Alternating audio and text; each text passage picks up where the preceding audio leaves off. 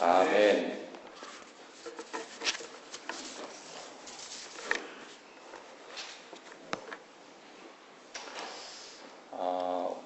우리가 살면서 누가 가르쳐주지 않았는데도 살다 보면 자연스럽게 알게 되는 삶의 이치들이 있죠. 그 이치들 중에서 하나는 무엇이든 굳어지고 딱딱해지는 것은 별로 안 좋다는 것, 그것을 우리가 경험하게 되는 것 같아요. 주로 그 딱딱하고 굳어질 때는 생명의 일과는 점점 멀어지고 죽는 것과 점점 가까워지는 것과 연관이 있다는 것을 우리가 살면서 자연스럽게 체득하게 됩니다. 어제 우리 앤디 에이미 가정에 이블린이라는 사랑스러운 딸이 태어났습니다. 신방 가서 같이 아이를 이렇게 안아보니까요, 그 살결이 얼마나 부드럽고 얼마나 감촉이 좋은지 몰라요. 막 생명이 시작되었기 때문에 그 부드러움과 또 그 감촉이 너무너무 좋은 것 같아요. 그런데 우리가 나이를 점점 먹고요, 또 우리가 점점 이제 말하자면 죽음으로 가까워질수록, 제가 어른이 되어 갈수록 우리의 근육도 굳어지고 또 40견도 오고 30견도 오고 50견도 오고 또 뼈가 굳어져서 유연성도 잃습니다. 잘못 넘어져 조금만 충격만 받아도 뼈가 잘 부러져 버리죠. 근데 아이들은요, 우리 아이들도 키울 때 침대에서 몇 번 떨어졌어요. 잠자다 보면 쿵 하고 소리가 나서 깜짝 놀라서 내려가 보면 아이가 침대에서 떨어져 있는데, 신기한 것은 아무렇지도 않다는 거예요. 심지어 어렸을 때는요, 그 머릿속에 있는 뼈도 너무 이게 유연성이 있어서요, 이렇게 돌려놓는 대로, 그래서 머리 모양도 새롭게 우리가 원하는 대로 맞출 수 있다 그러잖아요. 뼈는 무조건 딱딱하고 굳어졌다 생각하지만 막 생명이 시작되었을 때 그 굳어지는 것과 얼마나 연관이 없는지, 그리고 우리가 점점 나이를 먹고 죽음에 가까워질수록 우리 모든 것이 굳어지고 딱딱해지고, 그리고 이제는 유연성이 없어져서 그냥 부러지고 마는 그런 일들과 연관이 있음을 우리가 삶의 이치에서 알게 됩니다. 여러분, 요즘 나온 영화 중에, 한국 영화 중에 부산행 보신 분들 있죠? 예고편을 보게 됐는데 보니까 좀비 영화더라고요. 좀비 영화. 죽은 시체들이 질비하게 막 움직이고 뛰어다니는 그런 영화들이더라고요. 얼굴 근육에 마비가 왔는지 표정도 없고 또 손과 다리도 거의 깁스를 한 것처럼 부자연스럽게 움직입니다. 죽은 몸이기 때문에 딱딱하게 굳어 있는 거죠. 사람이 죽으면요, 제일 먼저 반응이 오는 것이 온몸이 굳기 시작하는 거예요. 참 신기한 거예요. 사람 몸이 이렇게 피가 흐르고 살아있을 때, 즉 생명이 있을 때는 부드럽다가 딱 죽으면 의사가 사망신고를 딱 내리면요, 그 다음부터 갑자기 온몸이 굳어지기 시작합니다. 딱딱해지기 시작하죠. 사람 몸만 그런 것이 아니라 우리의 마음도 그렇습니다. 그 마음이 생명과 가까이 머물러 있는 사람일수록 그 마음이 부드럽고 민감한 반응을 하는 반면에, 생명의 일에서 멀리 떨어져 있다는 증거가 바로 그 마음이 돌처럼 딱딱하게 굳어지는 것으로 나타납니다. 어떤 이야기를 들어도 별로 관심도 없고 무감각해지고 세상 모든 일이 점점 나에게 의미 없어지거나 점점 자신을 잠시 잠깐 즐겁게 해주는 쾌락에만 집중하는 삶을 살게 되죠. 영적인 부분에서 마치 죽은 시체처럼, 좀비처럼 살아가는 존재가 되어가는 겁니다. 신앙생활을 하면서 부드러운 마음을 가지게 된다는 것은 어떤 상황에서든 그 마음이 늘 은혜와 감사로 반응하게 된다는 말입니다. 언제든 겸손히 허리를 굽히고 기도의 자리로 나아가게 된다는 말입니다. 그러나 마음이 굳어지기 시작하면 은혜와 감사는 점점 사라지고 얼굴 표정에서부터 미소가 점점 사라져서 심해지면 마치 안면 근육 마비가 온 것처럼 무표정이 되죠. 그리고 모든 일에 시시비비를 따지는 데에만 열을 올리게 되고요. 율법, 판단, 정죄, 비판하는 데에만 온통 관심이 가게 됩니다. 목과 허리는 교만해져서 굽힐 줄을 모르고 겸손히 기도의 자리로 나오기를 귀찮아하고 꺼려하게 되지요. 목이 굳은 이스라엘 백성들이 하나님 앞에서 바로 그와 같이 되었었습니다. 오늘 우리가 읽은 본문 말씀은 선지자 에스겔이 죄악으로 인한 그 하나님의 심판 후에 하나님께서 그 이스라엘을 어떻게 회복시키실 것인지에 대한 그 대언의 말씀 중에 일부입니다.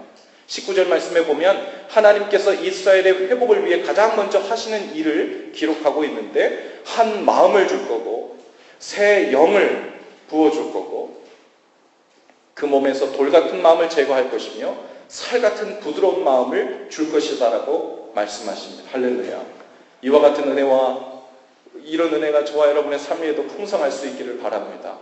새 영이란 성령님을 말합니다. 성령으로 충만한 사람은요, 그래서 그 표정과 자세가 달라지는 거예요.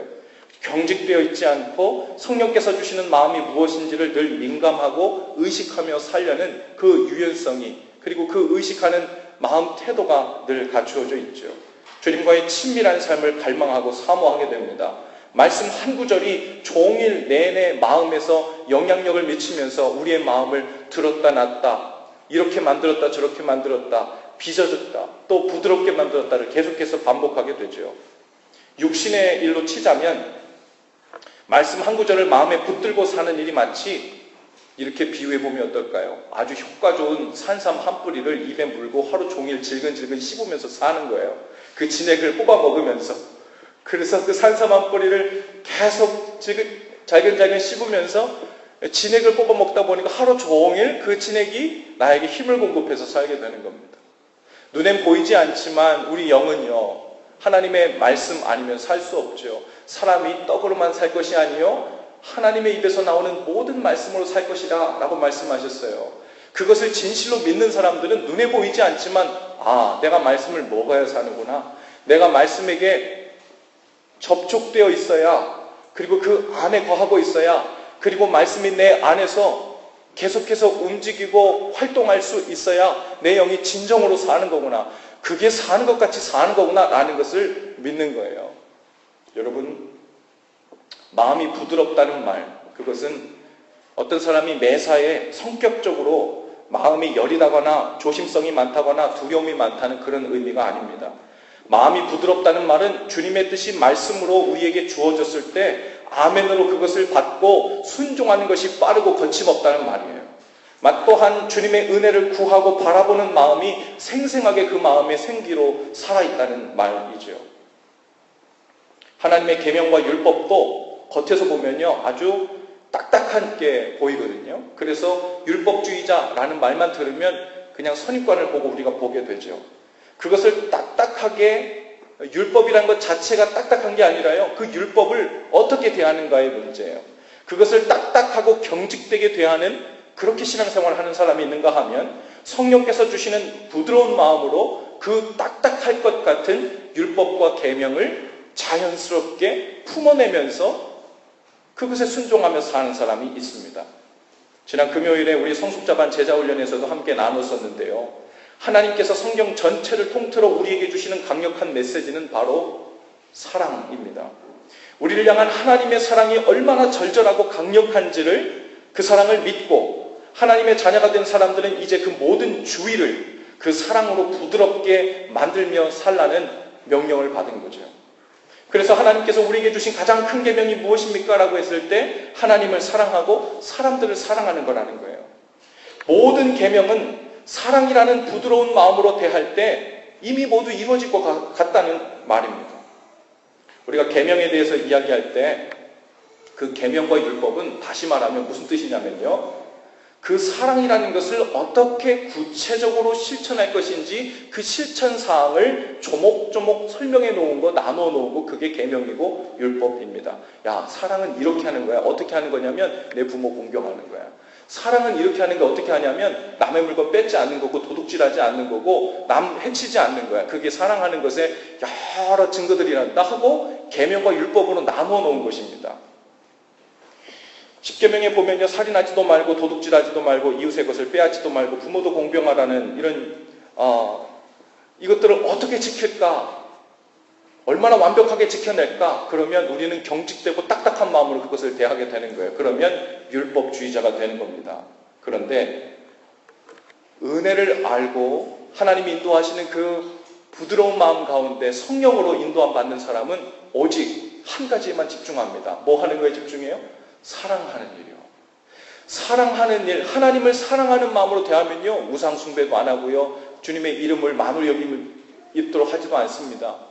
이웃을 내 몸처럼 사랑하고 있다는 것만 집중하기 시작하면요, 남의 걸 빼앗지도 않고 해칠 일도 하지 않고 속상하게 만들지 않습니다. 즉 우리에게는 사랑하는 일 그 하나를 어떻게 대하며 할 거냐, 이것이 이 율법의 숙제죠.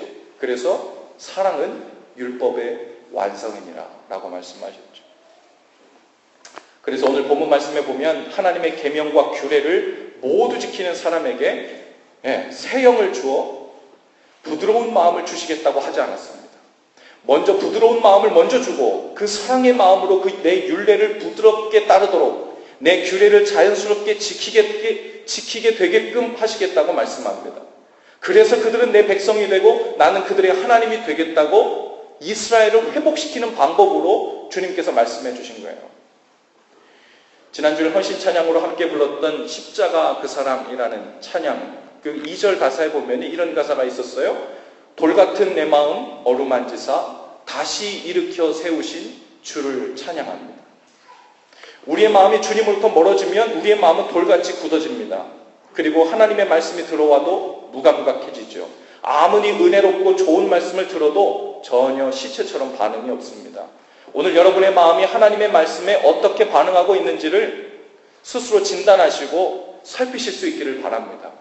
얼마나 부드러운지, 얼마나 주님의 말씀을 사모하는지, 얼마나 주님의 말씀의 씨앗이 내 마음에 떨어졌을 때 그 말씀 씨앗에 내 온 마음이 집중해서 열매 맺으려 하고 있는지, 그리고 성령께서 임하셔서 그 굳어진 마음을 제하시고 부드러운 마음을 달라고 구하실 수 있기를 바랍니다. 때로 하나님은 우리의 굳어진 마음을 녹이시고 부드럽게 하시기 위해서 믿는 자들의 삶에도 고난을 허락하세요. 그래서 우리 삶에 닥친 수많은 고난들을 대할 때 어떤 고난은요, 무조건 해결해야 될 문제로만 볼 일이 아닙니다. 이 고난을 통해 주님께서 나와 우리 가정을 주님께로 돌이키고 부드럽게 만들고 회복시키시려는 뜻에서 온 고난인지를 묻고 반응해야 되죠. 마음이 굳어지는 것은 곧 생명에서 멀어지는 것이고 종국에는 영적인 죽음에 이르는 길입니다.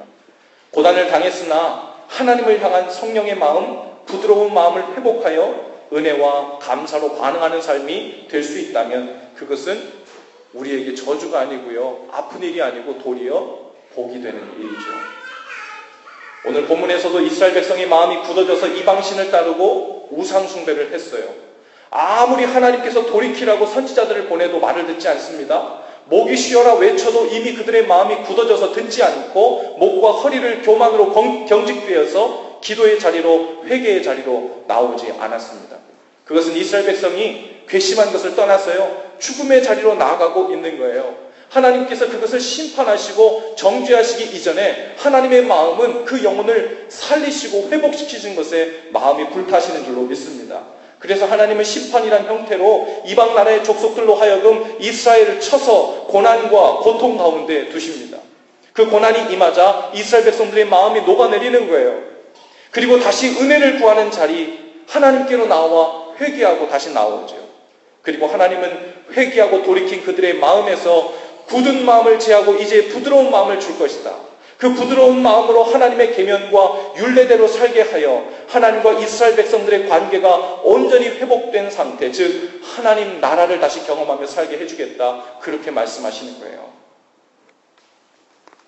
목회를 하다 보면 성도님들 가운데 개인적으로 혹은 가정적으로 하나님께서 허락하신 고난 가운데 있는 것 같다는, 하나님께서 허락하신 고난 같다는 마음이 강하게 들 때가 있습니다.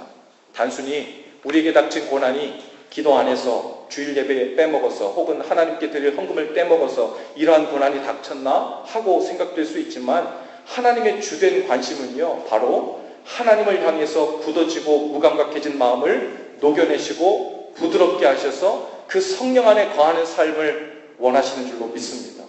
아무리 신앙생활을 열심히 하고 열정이 커도 하나님 주신 부드러운 마음으로 삶을 대하지 못하면 우리는 점점 그 생명을 잃어가는 삶을 살게 되는 거예요. 제가 아는 어느 지인 목사님 가정이 있어요. 저희 가정하고도 연배가 비슷하고요. 그 가정에도 아이가 둘인데 한 아이가 다운 신드롬을 앓고 있습니다. 의학적으로는 이 다운 신드롬 아이의 경우에는 수명이 짧다고 이야기되어져 있죠. 그 목사님과 사모님은 그래도 끝까지 소망을 품고 그 아이를 있는 그대로 받아주고 사랑하는 일에 최선을 다하고 계신 모습이 눈에 역력히 보입니다. 얼마 전에는요, 기사에 100세 이상을 산 다운 신드롬을 앓던 그 할머니가 나왔어요. 그것을 페이스북에 이렇게 올리면서 마치 의학적으로 우리 아이가 일찍 죽을 거라고 그랬는데 100살 넘게 산 다운 신드롬 사람도 있구나. 이 사람이 이거 뭔가 좀 바뀌어져야 되는 것 아니냐. 그리고서는 그 아이를 마음에 품고 사랑하며 소망을 품고 사는 것에 막 생기가 넘쳐나는 그 분위기에 페이스북에 글을 올리셨더라고요. 그 목사님과 사모님도 분명 처음에는요, 자신들에게 아픈 아이를 주신 하나님께 대하여 서운하고 아픈 마음이 있었던 것 같았습니다. 그런데 지금은 오히려 그 일로 인하여 오히려 하나님께 감사와 은혜로 나가고 있는 모습을 봐요. 날마다 눈앞에 보여지는 약함을 보면서 하나님의 은혜를 구하며 나가지 않을 수 없게 된 거죠. 날마다 경직된 마음에서 잠자리에서는 일어날지는 모르겠지만 곧 하나님의 은혜와 힘으로 하루를 살 수밖에 없다는 그 마음에 하나님을 향하여 부드러운 마음으로 다시 그 마음이 만져지는 거예요. 하나님께서는 비단 그 아이뿐 아니라 목사님과 사모님 그리고 그 가정과 목회 전체를 오히려 더욱 생명에 집중하는 일로 더욱 부드럽고 겸손하고 은혜로 풍성한 삶으로 인도하고 계신 것을 보게 됩니다. 오늘 저와 여러분의 삶에도 종류는 다르지만 분명 고난이 있을 것입니다. 마치 아킬레스건 같이 도저히 해결이 안 되어 숨기고 살고 싶은 인생의 문제와 아픔들이 있을 거예요. 어떤 분들은 자녀 문제로, 어떤 분들은 부부 문제로, 어떤 분은 관계나 재정 문제로 혹은 건강의 문제로 고난 가운데 있을 수 있어요.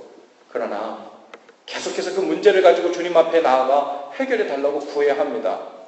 그런데 주님 앞에 구하는 길은 구하는데 그 회복의 때가 지금이 아니라고 주께서 묵묵부답하신다면, 그리고 주님께서 wait 하고 우리에게 기다리라고 우리의 기도를 듣고만 계시다면, 어쩌면 거기에는 그 문제를 변화시키는 일보다 우리 자신을 변화시켜야 하는 더 중요한 이유가 있기 때문일 수 있습니다.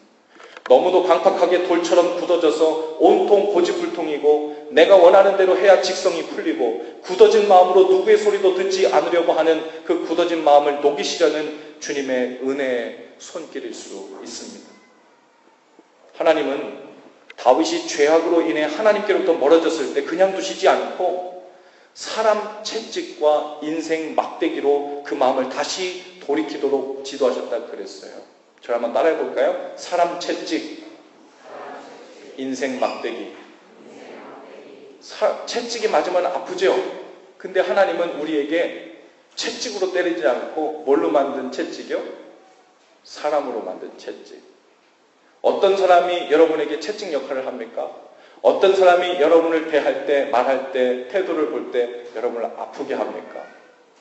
하나님께서 사람 채찍을 가지고 인생이라는 그 고난의 막대기를 가지고 우리를 다루시고 주께로 초청하시고 우리를 빚어가시고 우리를 새롭게 하신다는 거예요. 오늘 여러분의 삶에 주어진 사람 채찍은 누구입니까? 누구를 통하여 여러분의 마음을 녹이시고 부드럽게도 하시고 주님과의 친밀한 자리로 부르고 계십니까? 어쩌면 가장 사랑하는 사람을 통해 주님은 여러분들을 부르고 계실지 몰라요. 그 마음을 녹이고 새 영을 부으셔서 부드러운 마음을 주시고 그 관계를 다시 회복하기를 원하고 계실지 모릅니다. 또 하나님은 우리의 삶을 인생 막대기로 툭툭 쳐가면서 선한 길로 이끌어 주신다는 거예요.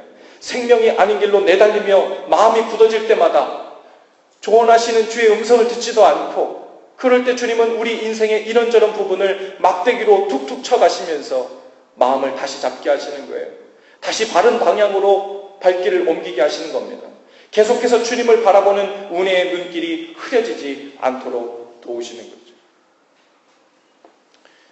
제가 짧은 비디오 클립을 하나 준비했는데요. LA에 사는 KCCC, 즉 한국 대학생 선교회 간사로 사역하고 있는 최유진이라는 형제님입니다. 어느 날 갑자기 길을 걷다가요, 뒤에서 누가 뒤에 바짝 붙어서는 물어봤답니다. Are you Korean? 하고 물어봤는데, Yes, I am. 그리고 이제 나는 한국 사람이다 그랬더니 다짜고짜 뒤에서 이제 칼로 찌른 거예요. 5번이나 칼로 찌름을 받고 걷지 못하게 되는 일을 젊은 나이에 바로 작년 2015년 5월 22일 날 겪었던 형제에 관한 이야기입니다. 잠시 우리 그 이야기를 들어보도록 하죠.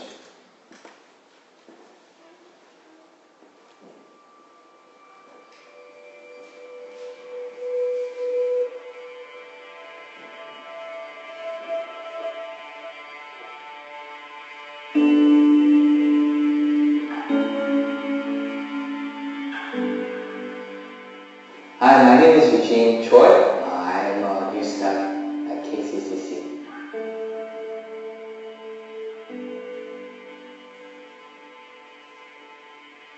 On May 22nd, I got stabbed by a stranger. This person approached me from behind, asking me if I was Korean, and as soon as I said yes, he just started stabbing me 5 times more, 1 in the neck and 4 in the back. So one of the strikes punctured the lung, and one of the strikes actually lacerated my spinal cord. So currently, from chest down, my left side, I can't really feel any pain or temperature, and my right side, if I don't look at my leg, I can't really tell where my right leg is. I think my biggest struggle is every morning when I wake up, I have to stretch my leg because I don't know why, but it's in a bent position. It's like 90-degree angle. So I have to straighten it out every morning when I wake up. And when I straighten it out, it starts shaking, or my body gets spasm, and then my body starts cramping up, and it hurts. So that's what I go through every morning. But more than the physical pain, the biggest struggle that I go through is I don't know when this will end. The doctors they don't even know if I could ever walk again normally. I feel very useless, sometimes abandoned, and many times it seems like I have no future. So I resent the perpetrator, but I know that God loves him too. And I was thinking there might be nobody who can pray for him except me. So there is always a simple nature versus heavenly nature versus each other. That I want to hate him versus I want to love him. Nowadays, I ask God a lot of questions, but one of the questions that I ask is, God, what can I do? And God asked me back, Eugene, what do you have? And I looked down, and I looked at my body, and I told God, God, this body is the only thing I have right now. Broken, disabled, and it's useless. But will you still take it and use it? The only thing I have right now is brokenness. Broken life, broken body, but will you still use it? And amazingly, he has been using my brokenness to mend and restore the hearts of other broken people. And that's when I realized it was me who was limiting the God's ability. And finally, I came to the conclusion that when I acknowledge the Holy Spirit that's living inside of me, and when I dream with Him, God will make it happen. In other words, when God dreams, God will make it come true. So let's take heart and dream beyond, because we know that God already has overcome the world.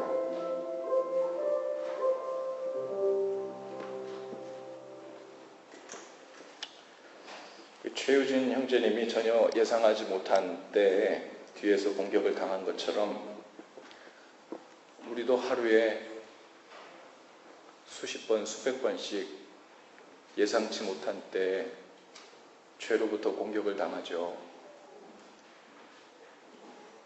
몸이 장애를 입고 굳어지는 것도 참 힘든 일이고 아마 상상할 수 없을 정도로 어려운 일일 것입니다. 그런데 때로는 그 죄로 인하여 우리 마음이 다치면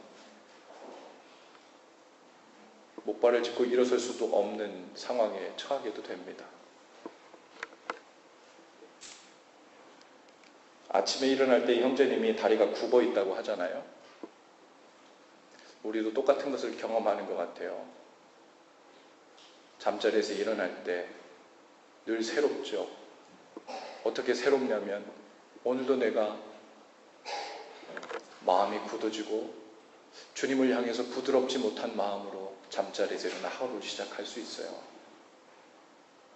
그런데 주님께서 우리를 향해 갖고 계신 소원은 매일매일 그 아침에 주님을 바라보고 구할 때 새 영을 우리 가운데 두셔서 굳은 마음을 제하시고 부드러운 마음을 주셔서 주님을 바라보고 주님을 의지하고 주님 공급하시는 힘으로 살게 하신다는 말입니다.